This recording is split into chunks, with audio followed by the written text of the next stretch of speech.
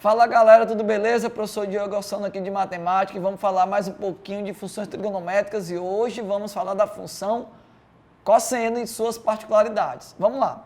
Gente, o que é essa função aqui chamada de função cosseno? É uma função f que vai de R em R, a gente tem que lembrar lá do ação de função, que esse primeiro R aqui indica o quê? O domínio da função, o segundo R indica o contradomínio da função e ela tem essa cara aqui, ó. F de x igual a mais b cosseno de cx mais d.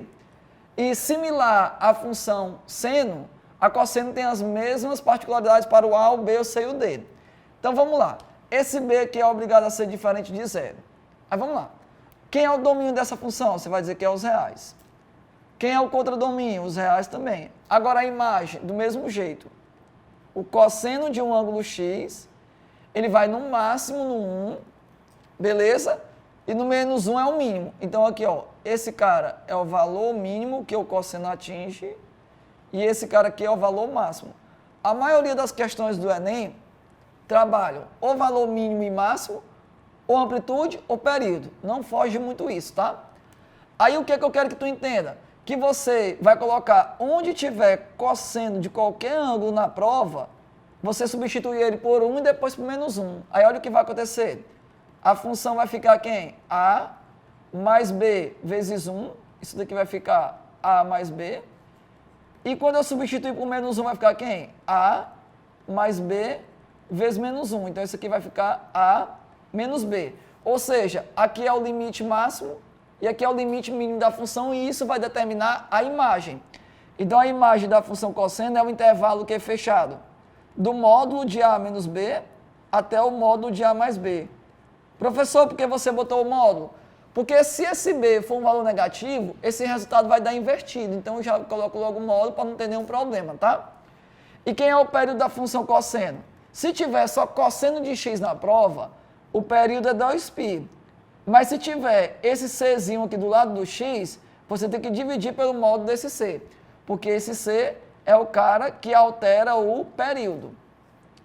Aí esse b, ele vai alterar o quê? A amplitude da função, que é a altura que a onda vai atingir.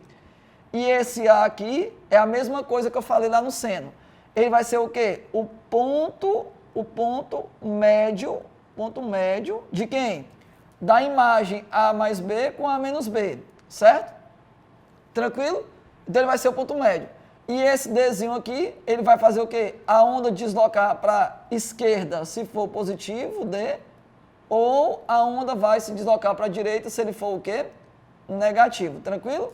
Então fica com muito cuidado com esse sinal aqui de mais e esse sinal de menos. Agora, como é que é a cara do gráfico da função cosseno, que é a função bem simplesinha cosseno, né? Eu tenho que lembrar que se for só cosseno, ele vai no máximo no 1, e no mínimo onde? No menos 1. Então, olha aí, ó. O gráfico vai no máximo no 1 e ele vai no mínimo aqui no menos 1. Então, eu gosto até de passar essa linha pontilhada aqui, ó, para limitar a função cosseno. Aí, vamos lá. O seno, ele começava da origem. O cosseno, ele começa do máximo ou do mínimo. Quando o cara que multiplica o cosseno for positivo, ele começa do máximo. Aí ele vai o quê? Vai ser uma função decrescente até chegar no π sobre 2, né? Do π sobre 2 para o π, ele vai continuar dando decrescente até chegar no mínimo.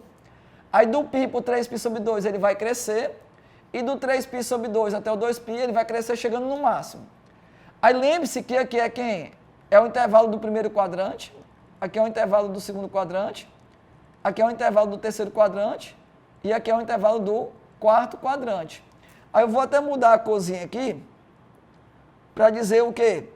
Que no primeiro quadrante o cosseno é positivo, no segundo e no terceiro ele é negativo e no quarto volta a ser positivo. Ou seja, se eu olhar aqui para o ciclo trigonométrico e você quiser memorizar de outra forma, o cosseno é positivo do lado direito do quadrante e negativo do lado esquerdo. Aí ele atinge o valor máximo aqui, ó, sendo 1, esse valor máximo, e ele atinge o valor mínimo aqui no menos 1, ó, o valor mínimo. Esse comprimento aqui de dar uma volta completa é chamado de quê? Período, isso daqui vale 2π. E a altura dessa onda aqui é chamada de quê? Amplitude. E o cara que determina a amplitude é o valor do meu Bzinho. tá? E o ponto médio aqui do intervalo A de menos 1 a 1, ele é o quê?